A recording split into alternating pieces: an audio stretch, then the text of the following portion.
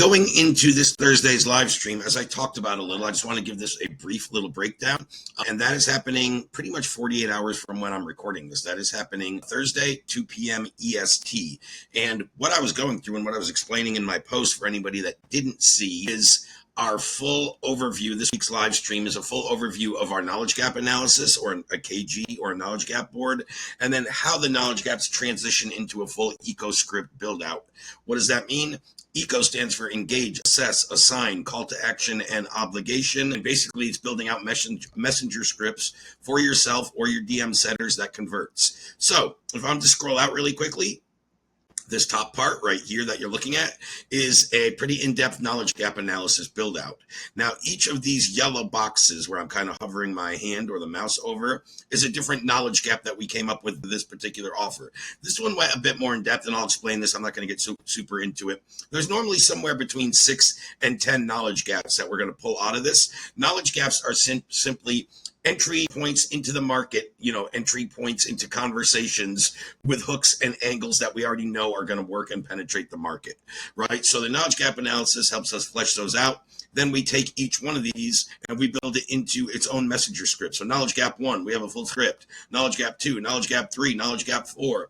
Then from the script, we go into the last aspect, which I talked about, the call to action and the obligation, whether you get a strong, mid, or weak acceptance to the frame, how to do your tie down and touch point messages. And we can dive into all this in depth, but let's just start really quick. And again, I'm not going much more than a minute more with this video, but a knowledge gap analysis is basically how do we start one of these, right?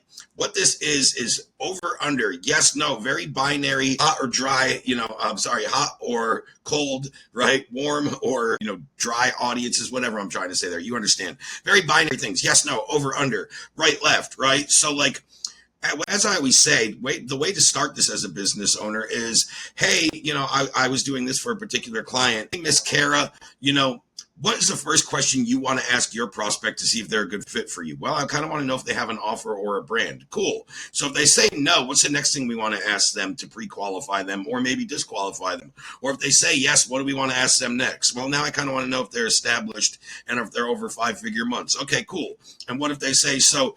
Each one of these that we come up with, and again, I shouldn't say all the yellow boxes. Some of them, these two up top, are not knowledge gaps, but everyone we come down to at the end of this. So it's just these two for some reason we put in yellow. I don't remember.